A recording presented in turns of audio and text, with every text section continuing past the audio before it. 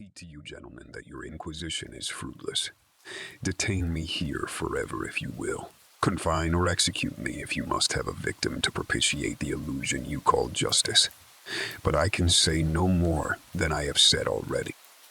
Everything that I can remember I have told with perfect candor. Nothing has been distorted or concealed, and if anything remains vague, it is only because of the dark cloud which has come over my mind. That cloud and the nebulous nature of the horrors which brought it upon me. Again, I say, I do not know what has become of Harley Warren, though I think, almost hope, that he is in peaceful oblivion, if there be anywhere so blessed a thing. It is true that I have for 5 years been his closest friend, and partial sharer of his terrible researches into the unknown. I will not deny, though my memory is uncertain and indistinct, that this witness of yours may have seen us together, as he says, on the Gainesville Pike, walking toward Big Cypress Swamp at 11:30 on that awful night. That we bore electric lanterns, spades, and a curious coil of wire with attached instruments. I will even affirm, for these things all played a part in the single hideous scene which remains burned into my shaken recollection.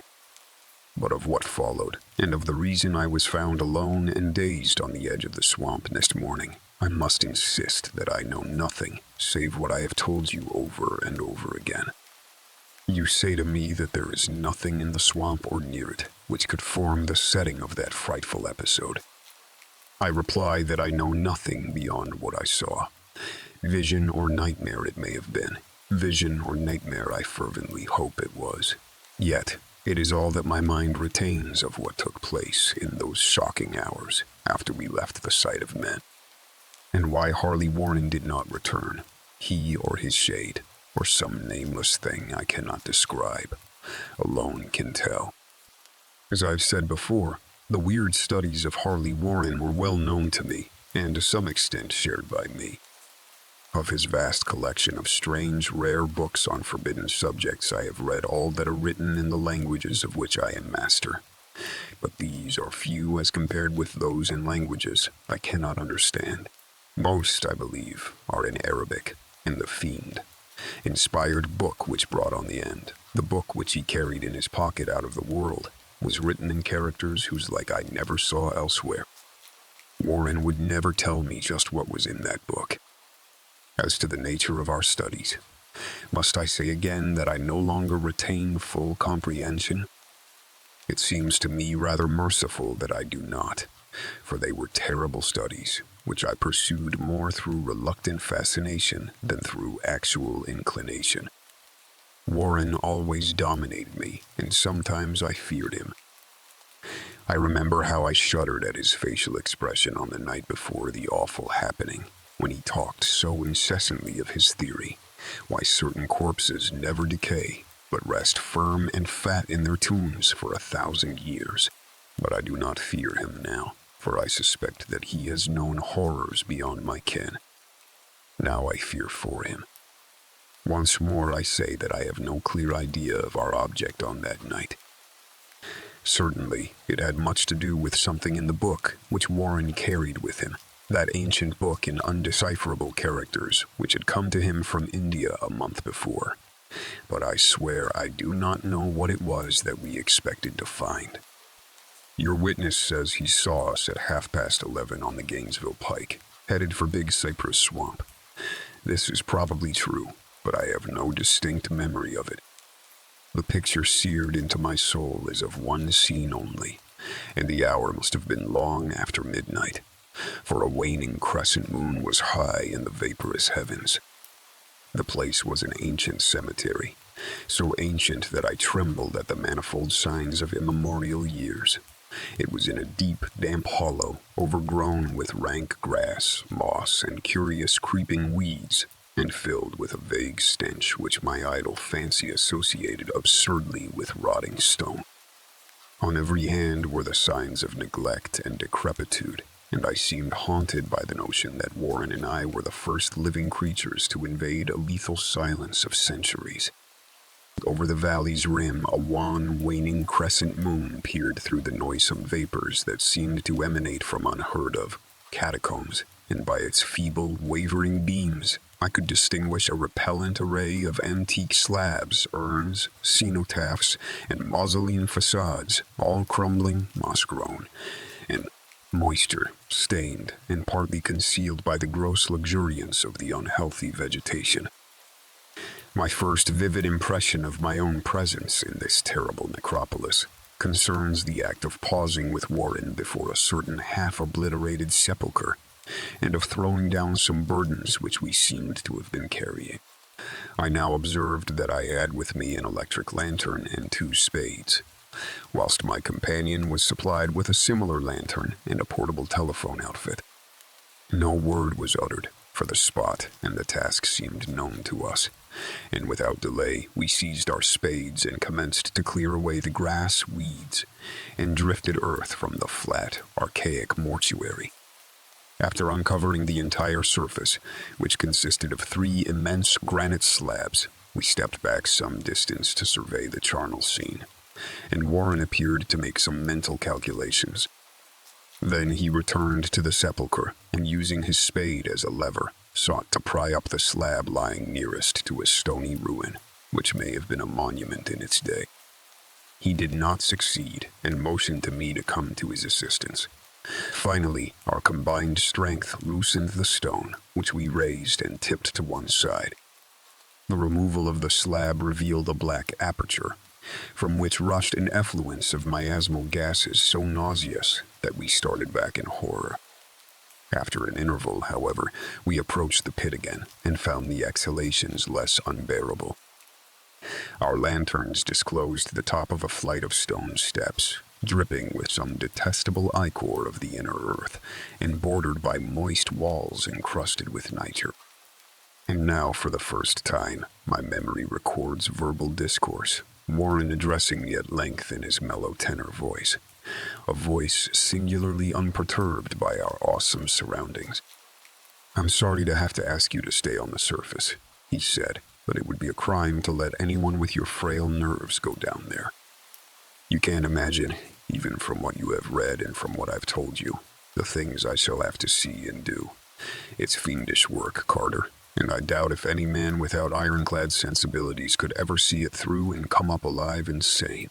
I don't wish to offend you, and heaven knows I'd be glad enough to have you with me, but the responsibility is in a certain sense mine, and I couldn't drag a bundle of nerves like you down to probable death or madness. I tell you, you can't imagine what the thing is really like, but I promise to keep you informed over the telephone of every move. You see, I've enough wire here to reach to the center of the earth and back. I can still hear, in memory, those coolly spoken words, and I can still remember my remonstrances. I seemed desperately anxious to accompany my friend into those sepulchral depths, yet he proved inflexibly obdurate. At one time, he threatened to abandon the expedition if I remained insistent, a threat which proved effective, since he alone held the key to the thing. All this I can still remember, though I no longer know what manner of thing we sought. After he had secured my reluctant acquiescence in his design, Warren picked up the reel of wire and adjusted the instruments. At his nod, I took one of the latter and seated myself upon an aged, discolored gravestone close by the newly uncovered aperture. Then he shook my hand, shouldered the coil of wire, and disappeared within that indescribable ossuary. For a moment, I kept sight of the glow of his lantern and heard the rustle of the wire as he laid it down after him. But the glow soon disappeared abruptly, as if a turn in the stone staircase had been encountered, and the sound died away almost as quickly. I was alone, yet bound to the unknown depths by those magic strands whose insulated surface lay green beneath the struggling beams of that waning crescent moon.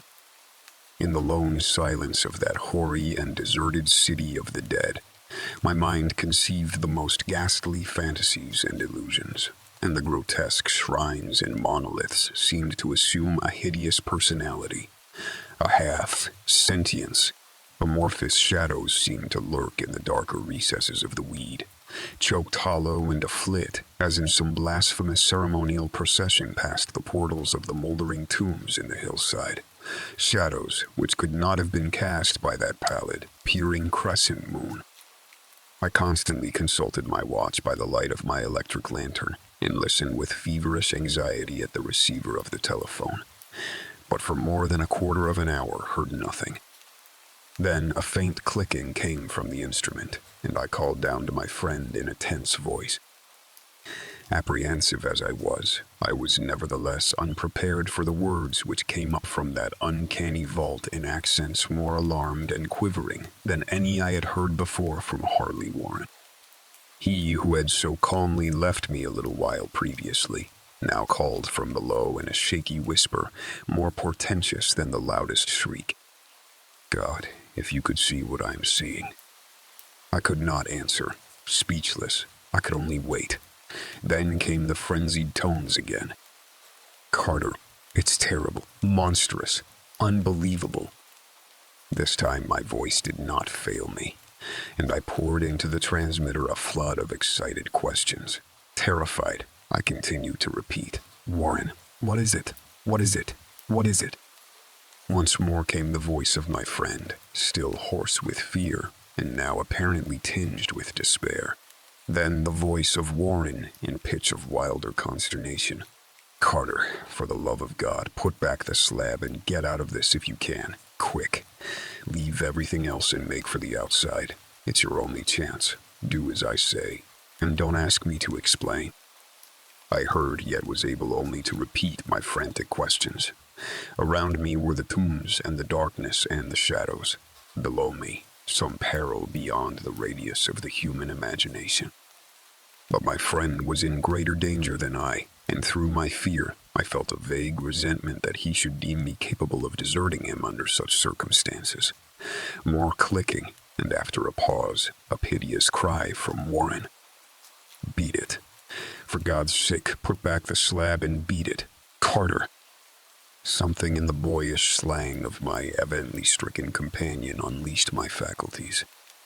I formed and shouted a resolution. Warren, brace up. I'm coming down.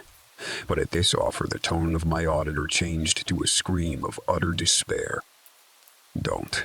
You can't understand. It's too late. And my own fault. Put back the slab and run. There's nothing else you or anyone can do now. The tone changed again, this time acquiring a softer quality, as of hopeless resignation. Yet it remained tense through anxiety for me. Quick, before it's too late.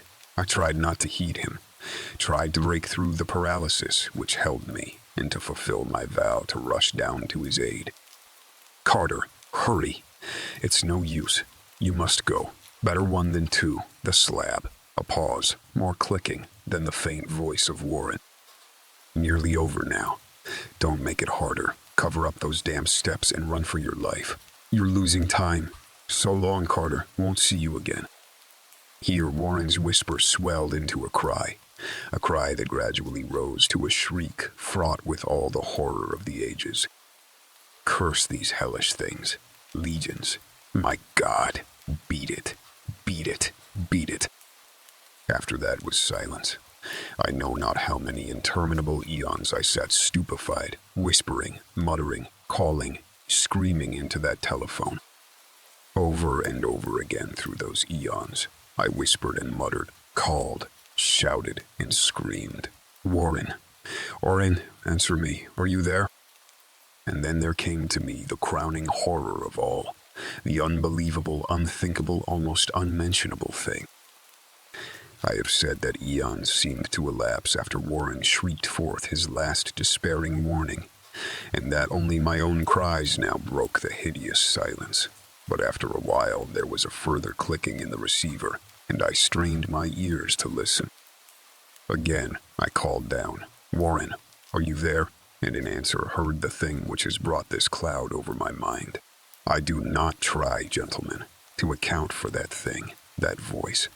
Nor can I venture to describe it in detail, since the first words took away my consciousness and created a mental blank which reaches to the time of my awakening in the hospital. Shall I say that the voice was deep, hollow, gelatinous, remote, unearthly, inhuman, disembodied, What shall I say? It was the end of my experience, and is the end of my story. I heard it, and knew no more.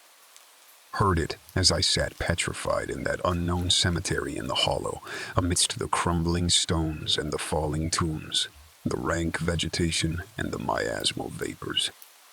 Heard it well up from the innermost depths of that damnable open sepulchre as I watched amorphous necrophagous shadows dance beneath an accursed waning moon. This is what it said. You fool, Warren is dead.